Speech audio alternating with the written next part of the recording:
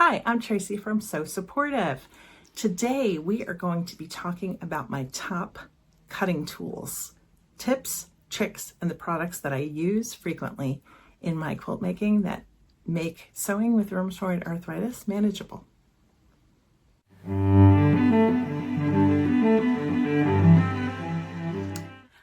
All right, thanks for joining along today. I have gotten a few questions over the past few weeks about cutting tools, and I thought that I would talk about some of the tips that I have learned over the years, products that I use, and even something that I finally put together that was supposed to be together in the first place, but works like magic in my cutting. So if you're like me and have rheumatoid arthritis, autoimmune issues, hand strength issues, carpal tunnel, those kind of hand and wrist issues, you might struggle with cutting too. And over the years, I have been blessed to have access to products that I could purchase that really make a difference if you're struggling with hand issues. So I thought I would share a few of the DIY tips all the way up to good investments that you can make if you're quilting with any frequency and are struggling with cutting fabric yourself. So that'll be to start. And then after I do that, I want to talk a little bit today about a question that I got on my Patreon. And I want to throw it out to you. One of my Patreons is looking for a little bit of advice about fitting creativity into her life. And then finally, if you remember these blocks from my whip parade, there were a few mystery blocks, and several of you suggested that I put the blocks in the freezer to see if the ink reappears. Well, they're currently in the freezer. At the end of this video, stay tuned and see if the ink reappears when we go downstairs. We shall see. We'll see if it works. So stay tuned for that. So for now, we're going to go over to the cutting table, and I'm going to show you a few of the products that I love and things that I've used over the years, what worked, what didn't, and all of that. So let's go. Okay, so, it never ceases to amaze me that I've been quilting for over 30 years, and there's still things that I learn pretty frequently, and it's not just techniques, it's products and little tips that make my life better. I thought that today I would share with you a few things that I've learned and picked up over the years that really make cutting better for me. Now, I've told you all before, I've got rheumatoid arthritis and osteoarthritis in my hands, and it makes cutting difficult on some days. Some days I'm fine, and other days not so much. So there are a few things, like I've picked up tips from other quilters who've done some pretty just simple tricks to make cutting better. But then I've also found some really fabulous products that I thought I would show you to see if they might work for you if you struggle with the same problems. So come on along and let's get started. I'll show you a few things. Okay, this is one little trick that I've discovered. Now, this happens when I've got a longer ruler and these grippies are holding the fabric, but maybe don't have a lot of grippy on the cutting mat itself.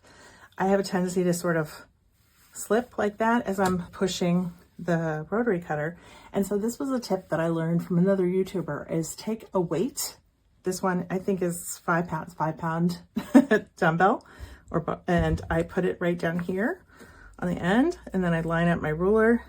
And then what it does is it helps me to hold the ruler down, and so it doesn't slide.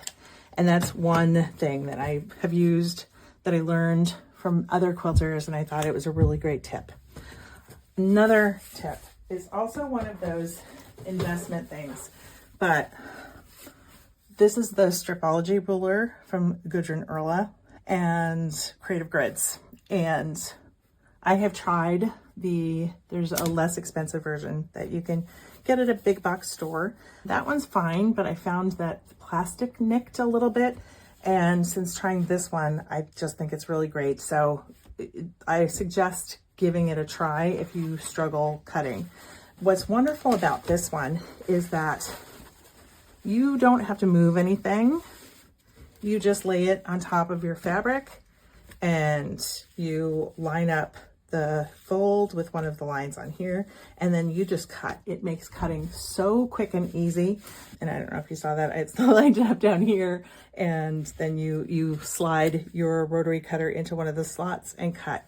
And you can easily and quickly cut a bunch of strips. You can turn it sideways and then cut them into squares or rectangles. You can use the lines that go across to cut out different shapes, and it's pretty magical. So I also wanted to just plug this one real quick. Okay, before Christmas, I remembered that I had this cutting mat. I had previously been using a pink cutting mat that I just liked for aesthetics. It's very pretty. There's nothing wrong with that cutting mat at all. It was very nice. It actually was a little bit grippy, which I thought was interesting. And I think I'm going to try that brand of rulers with that particular cutting mat, because I think that might actually, the combination helps. But I pulled this one out because I had only previously had really small Quilter Select cutting mats that I had been given at Quilt Market, to try. And I wasn't able to really use it to its full capacity. But right before Christmas, when I was having a lot of sewing that I was doing, I started using the Quilter Select rulers with the Quilter Select mat, and now this mat is very smooth.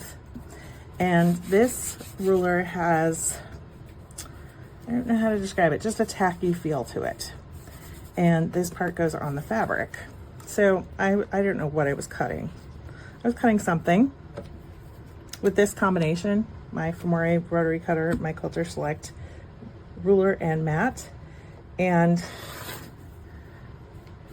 suddenly I realized I had slipped as I was cutting. I think I was just sort of went like that as I was moving. But here's the thing, is that when I slide, the fabric stays where it's supposed to be. I still have a straight strip on this. And all of a sudden, everything popped into place in my brain. I'm not sure what other ruler I had been using, but it was not a Quilter Select or a Creative Grids ruler. It was a specialty one, and it would slide on the fabric. And it's a big pet peeve of mine because I already have trouble with my hands. So realizing it's the combination of the grippiness of the ruler and the slickness of the mat that makes this combination just incredible. So if you have any Quilter Select products and don't use the combination, you might want to try that. If you have a quilt shop near you that sells all of these, maybe you can try it out and see how it works with your hands. Okay, to begin with, as you can see, this is just a handful of the rotary cutters I've got. I've got quite a few. I've tried a variety of different ones, and I'd love to tell you the story about when I started. So I don't have one that's similar to when I started. However, you can see how there's the plastic that protects the blade. They have ones where you just, instead of having a switch or you open up the blade, you just push down and this part pushes over so that you can cut the fabric. And I got that one because I had a toddler at the time and I thought it would be safer than keeping a rotary blade out. And it took a few years to realize that I was hurting my wrist by constantly pushing down like this. And so I ended up switching over to Olfa. And as you can see, I've got a variety of different styles of Olfa blades, even specialty ones like the chenille blade, the pinking blade. I still use this one quite frequently, and smaller and larger ones. And these are all great. People who really like the Olfa blades like them for how lightweight they are. And that really helps them so that they aren't fighting with the weight of the rotary cutter. However, I would say that these three right here, and I'll take this one out the case, are my favorites. I really like these two in particular for how heavy they are. If you like to cook, you can equate it to a nice feeling knife in your hand, a chef knife. And so this one's super easy. You push this button here and then you tap it, there it goes, and the blade pops out. And then all you have to do to close it is tap it again on the other side and it closes the blade right in there. It's very easy to change out the blade. This mechanism is magnetic, so it all pops right in place. It's got rubber grips right here that are really quite nice, and you switch it this way or that way to make it right or left-handed. Alex Anderson is it's her brand of rotary cutters. She's left-handed, so anything that she sells, she makes sure is left-handed friendly. After that, I got this one. It really has a very satisfying way to open the blade. It feels really good in your hand. This one is a little bit heavier than the Quilter Select rotary cutter, but it's quite nice. It just feels really good in your hand. And for me, it just feels really great. So I really like these two a lot. However, I am going to get into my current ultimate favorite. This is the Mooney rotary, what they call the rotary handle, because it's a very special handle. You open it by pushing the button down and you close it. It's got nice grips on the side. It's very lightweight, which is different from what I've been using for the past few years. But what makes this one special is the mechanism that's in here. And I'm actually going to pop out the blade to show you. Oh, wow, that is very dirty. You can tell that I use this one a lot. Okay, right in here, oh, I still have a little bit of lint in there. I gotta clean it out. But you can see, all right in here is what makes this different from any other rotary cutter. Right in here are ball bearings. And so when I pop in the blade,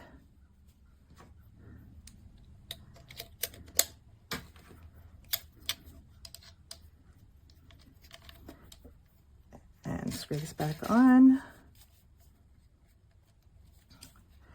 It's very easy to do, but when I cut fabric with it, it feels unlike anything else. This one is a perfect example. When I use this one, the blade drags. It just doesn't feel very, like I have to exert more pressure than I do with this one. I don't know how to say other than it glides. I actually remember when this one came out and Missouri Star actually had their branded version. The Missouri Star rotary blade is also by Mooney and it's the same cutter. And I was watching a video of Jenny trying it for the first time and she actually went, whoa, that's like butter. So what's really great about this one, and I just have a little bit of fabric, is I can easily cut. I don't have to push down very hard, and I can, quite honestly, let's see how many layers I can easily cut. With this blade, I know when they took me through the spiel to actually purchase this one, I think I cut 18 layers of fabric.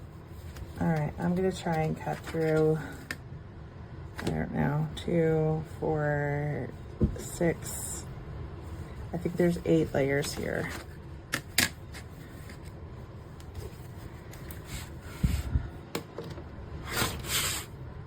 Fresh blade. Okay, so fresh blade, hardly have to press. Perfect cut. Love it. All right. So the next thing I want to talk about is rulers. These are 2 different Quilter Select rulers that I use almost daily. I also really like Creative Grids rulers. This is personal preference. I like the built-in grippiness of these rulers. It goes all the way around the edges and there's dots in between. Plus, when you press, I don't know how to say it, but a little curve, so when you apply pressure here, it doesn't slide. The next product I want to talk about is the So Tights cutting system. This is a mat that also is smooth, and a ruler that actually has these silver parts here. Well, this one is smooth. These are magnets. So it grips. Also comes with extra magnets so that if you are working on something particularly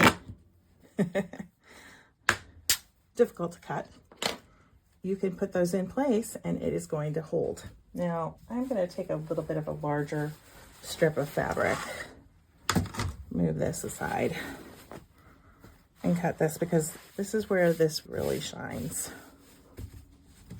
There we go. Okay, you're not going to be able to see the entire screen. However, I can at least give you this idea. I was really struggling when I got this. I was switching RA medications. My hands were swollen. As you can see, like my hands can get swollen and red pretty easily. It's actually starting to affect my skin and my nails. They're super dry, but you can even see that my finger is really super puffy here. My knuckles get puffy. And so some days are better than others for cutting. And I remember I was trying this out and I didn't even have to hold the ruler in place to get the cut that I needed to get. And it shocked and surprised me.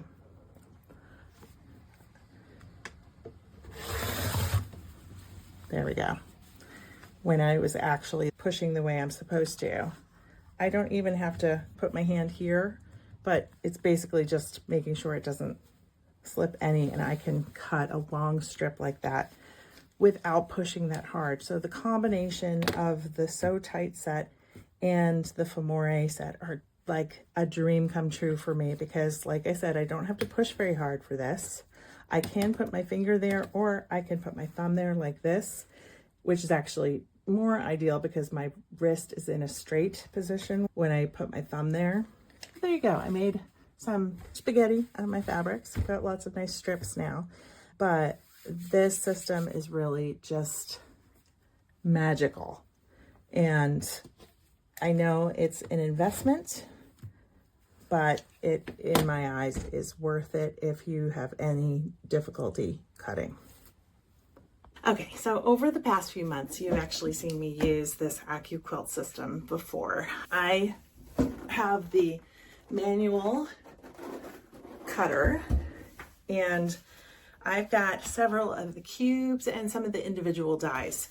All of the cubes, like the cube looks like this. They have, I think, 7 different sizes that you can pick. And by size, I mean the size of the finished block. This one is for a 12-inch block. And then all of the cubes have the same things inside of them. So they've got one little section here that's on getting started. And it's got a DVD, a cutting mat, and it also has a booklet to show you some of the things that you can make. And then, let's see, they start with the blocks that are 1, 3, and 4, and it's a square and some triangles. And then they show you examples of blocks that you can make with those units. You store them upright like this, like a book. And then if you buy, say you buy the 8-inch set, you will have those exact same blocks and they will be numbered in the same order. Now you can also buy individual blocks. This is one that I pulled out because I just want to make a churn dash. It's on my bucket list. And this one I think looks like it is layer cake friendly. So I'm hoping to use this one soon, like maybe this year, maybe next year. We'll see what we get around to. But I would really love to make a scrappy churn dash and use this block. They're great for using up scraps. They do a lot of education so that you're not wasting a lot of fabric, and they teach you how to line up the fabric, about grain, and how to run it through the machine. And it's pretty endless of how many videos they've got. They've got the larger, what they call a block on board, a bob, where the entire block is on one big block, and sometimes they'll have multiple blocks for one pattern. And then in addition to the manual machine like I've got, they've got 2 electric machines. They've got an older electric machine that is the biggest one. It can take any die that they've got because they're just a handful of ones that are really large, and they can only be used on that electric one. And then they've got a new one that's called the Bolt, which is smaller, and it's a little more, it's just compact and what they call like travel friendly. So you could bring it to retreat or something like that. These are all an investment. Like, you really need to know that you're going to want to use this. I really strongly suggest if you go to a big quilt show, if you've got a regional show and AccuQuilt is there, or if there's a quilt shop in your area, that you go check it out and ask if you can try it and see if it works for you, and really think about that investment. Now, I've got a bunch of these dies, but when I started out, I actually bought into Sizzix. Sizzix no longer makes quilting dies. However, they did for several years, and they had a very large machine, and I knew that the large machine I could actually use the AccuQuilt, whereas I couldn't run Sizzix dies through this cutter because they're a little thinner. And so I asked for it for Christmas. I did all kinds of research into how it would work for me.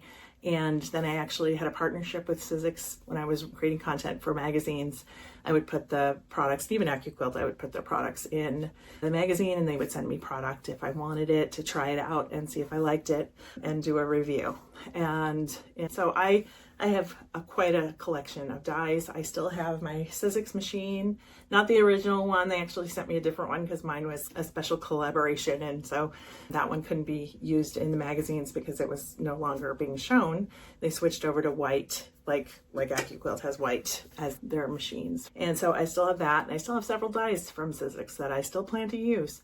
So, you know, it's nice now that I've got more time to make the content that I want to make and make the quilts that I want to make, to really dig in and try these products and see how they work. So you'll see more about AccuQuilt as we move along.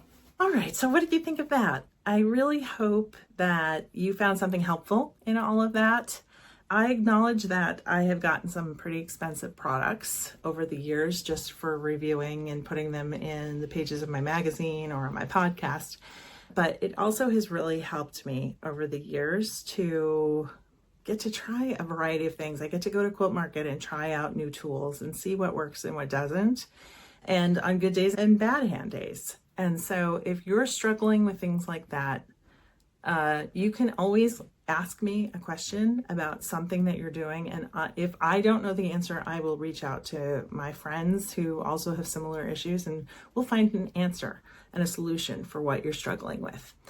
Also, in the future, I'm actually going to be talking a little bit about kits that come pre-cut and how those work for you as well, or can potentially be a solution if you're really struggling, and like that. So, all right, I actually got a question on my Patreon the other day, and it was a person who has been struggling because they feel like they can't go into their quilting studio unless all of their day-to-day chores are done.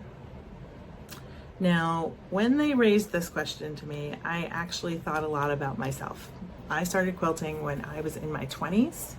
I was a young mom, and I had a lot of day-to-day things, kids, you know, I could only sew during nap time, and usually during nap time I also had to make dinner or clean the house and all of those things.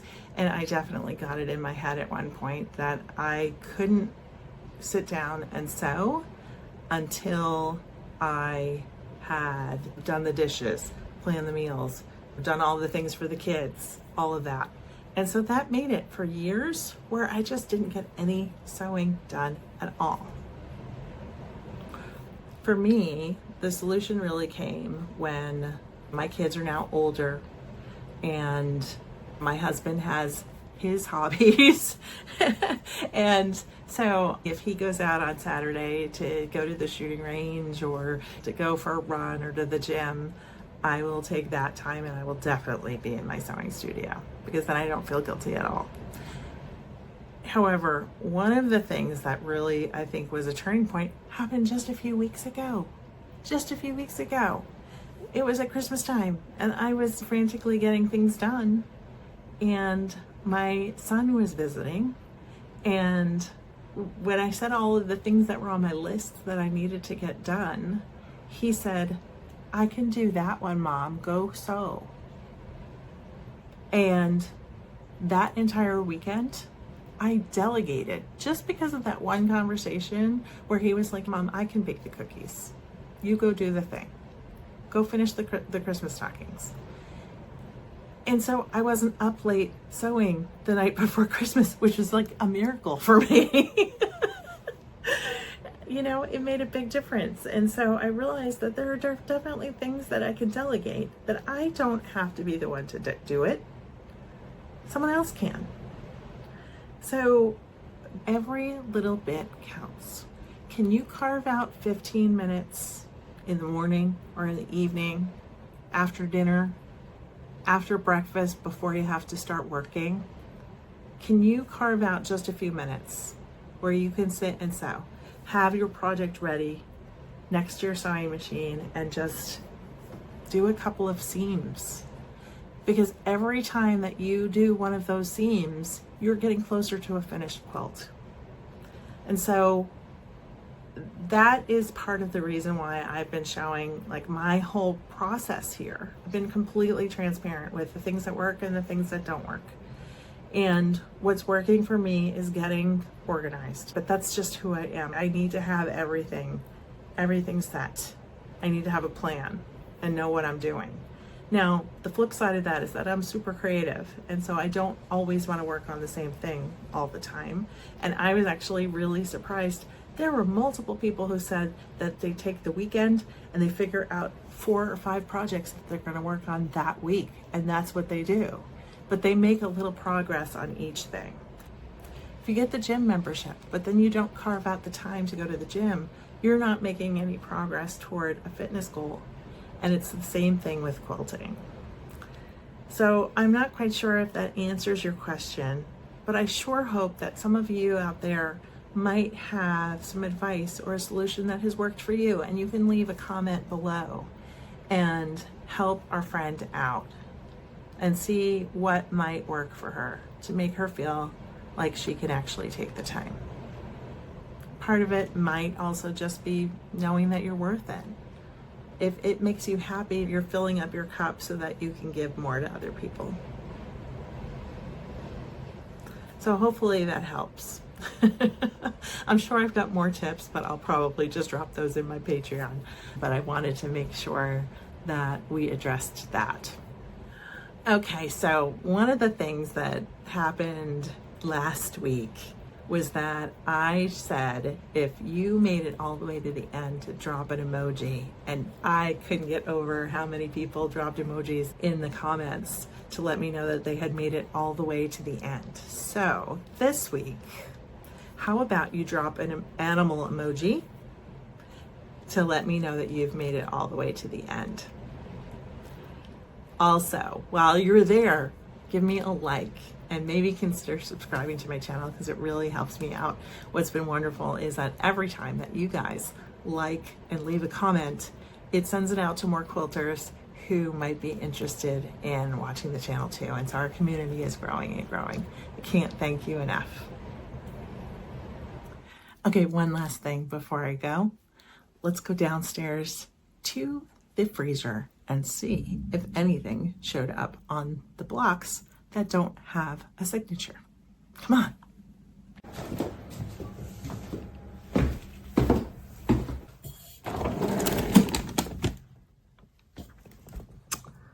Nothing. No luck. It was worth a shot.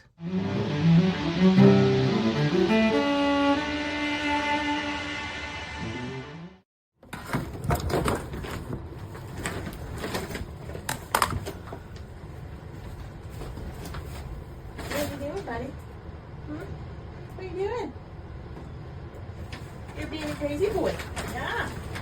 Okay, one.